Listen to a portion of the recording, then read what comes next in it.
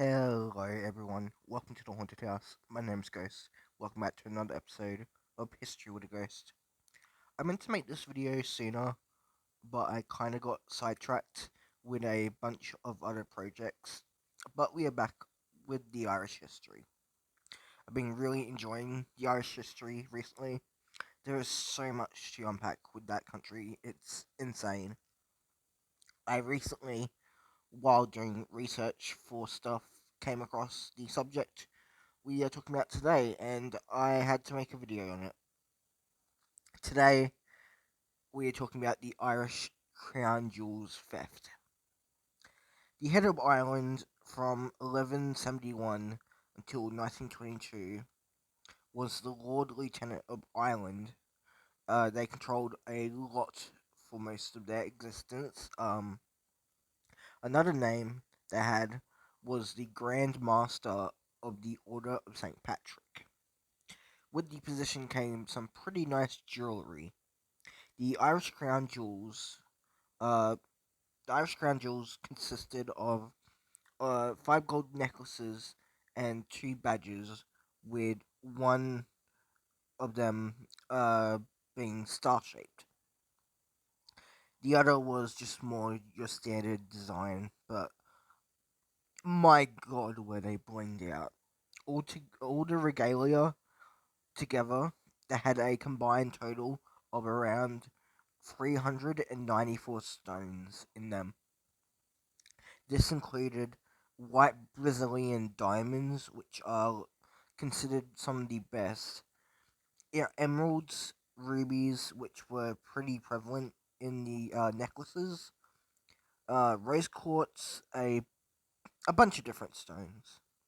On the regular looking badge, there was a outline of a shamrock made of the emeralds, and on the star, a cross made of the rubies.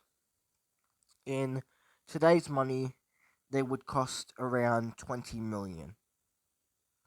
It showed the prestige of the British in Ireland and the British Irish Parliament. The types of events they would be used in were state visits. Queen Victoria wore them multiple times while visiting Ireland. The Lord Lieutenant would wear them in swearing in ceremonies of Knights of Columbus and the Order of Malta. Parades, it was used in a lot. Its final appearance was at a parade on the 15th of March, 1907, for St. Patrick's Day. The place it was held was pretty secure. It was a secret bank vault somewhere in the UK, but eventually in 1903 they were moved. They moved them into the Bedford Tower in Castle Dublin. It was guarded 24/7. This move was ordered by the Ulster King of Arms at the time, Sir Arthur Vickers. He had jurisdiction over the jewels like the Grand Master and Monarch, and thought it would be good to have them near his office in the tower. They apparently built a special room for the jewels in the tower, but when they went to add the actual safe for them, they realized the safe was too big to fit through the door. Biggest empire in the world at the time, and they couldn't figure out measurements for their own safe. Just hilarious. Because of this error, they just decided to stick the safe in his library in the open for everyone to see and store the jewels there. Arthur Vickers wasn't the smartest royal, if there were any. Arthur would get drunk constantly and was just horrible at his job. Apparently he got so drunk one time that he woke up with one of the gold necklaces around his neck. He was bad. Eventually, on July 6, 1907, a woman maid walks into the tower near the library and is just doing her job when she notices that the door to the library is open She somehow doesn't think that I don't know, maybe she should check the room, and thinks it's fine and continues with her job and eventually leaves. Not even a hunch came over her that she should. I don't get it. Eventually, Mary Farrell, another cleaner at the castle, would go to return one of the five collars of the Irish crown jewels to the safe. The collar was getting repaired at the time. She notices the door is open and goes in. She quickly discovers that the safe is wide open and the rest of the jewels are gone, with the key to the safe still in it. She immediately goes to Arthur Vickers and lets him know of the jewels' disappearance. He apparently ran over to check the jewels case himself, and he himself saw that they were gone. The king at the time, King Edward VII, was meant to be visiting Ireland 4 days later along with his wife, Queen Alexandra. Alexandra, sorry. They were to take part in a swearing-in ceremony for Lord Castletown, who was meant to become a Knight of the Order of St. Patrick, but the ceremony was cancelled because of the theft. The king was very mad, but continued with the rest of their visit. A investigation was opened immediately after the discovery of the jewel's disappearance, and my god, was it horrible and just crazy. Most of the investigation was conducted by the Dublin Metropolitan Police, but were later on assisted by Scotland Yard, the main headquarters and police force for London. Spoiler alert, they didn't find the jewels. Instead, they found a bunch of secrets with the people who were tasked with keeping them safe. The investigation, of course, confirmed that it was unlocked with a key, as I mentioned, but added that they determined that the theft was a inside job, if it wasn't obvious. The main person they suspected to have done it, and was actually called out personally by Arthur Vickers, was Francis Shackleton, the Dublin Herald of Arms, a position that doesn't exist today. He was the younger brother of Ernest Shackleton, the famous explorer. He also had a he also had jurisdiction over the jewels. He had been going through a lot of financial issues, apparently, a situation that would do him in later in life. Francis said that he apparently wasn't in the country during the theft, so it couldn't be him. The police took this, and he wasn't arrested, though people still suspect he was the planner of the heist, but was carried out by someone else.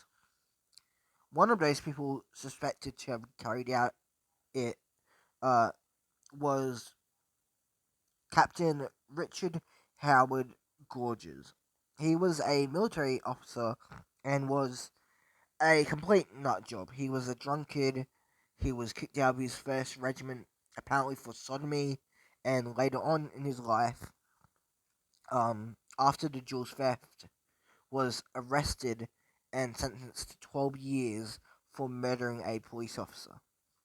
Despite these known flaws, he wasn't charged with anything. Both of them weren't charged. Someone who did get catch consequences was Arthur Vickers. He was obviously careless with his job, as I said. Getting drunk and stuff. One time he woke up with a necklace around his neck, and stuff. Because of his behavior, he was sacked from his job as Ulster King of Arms and was basically exiled and lost his money from the job. He was killed a couple years later in the Irish War of Independence. Now, right now, you're probably like, well, that's all. Nothing else came from this. They didn't find the jewels. No, they didn't find the jewels, but they did allegedly find something else that is just crazy. As I said earlier, this investigation was crazy, and this is what I was talking about. Out of the blue, on the 25th of January 1908, the investigation was ended by King Edward VII himself. He suppressed and hid evidence and shut it all down. Why? Supposedly, Scotland Yard found on their side of the investigation a sex scandal between Arthur Vickers, Captain Richard Howard Gorges, and Francis Shackleton. They were secretly gay and were all together. Being gay at the time in the UK was a crime. On top of this finding, they found that Francis Shackleton was having an affair with the ninth Duke of Argyll, John Campbell, who at the time was married to Queen Victoria's daughter, Princess Louise. If any of this got out, this probably could have destroyed a good part of the monarch and caused a major headache for Edward VII. Not wanting to deal with that, he buried everything, and the jewels have been lost to time and memory since. It's absolutely crazy and kind of funny. Um, there have been searches since then for the jewels, but they have turned up nothing. If I had to make a guess where they are probably either melted down for money and destroyed, or crazy idea, they are just sitting in someone's basement or attic somewhere for some reason. And that's the story of the Irish Crown Jewels theft. Just a crazy story. I'm sorry this video didn't happen sooner, but it's here. I'm also sorry if I sound a little bit weird. I a bit of a stuffy nose. I'm having another cold, as I usually do. I keep catching one for some reason, but yeah. Um, if you like this video, please give it a like and a follow, and I'll see you next time. Bye.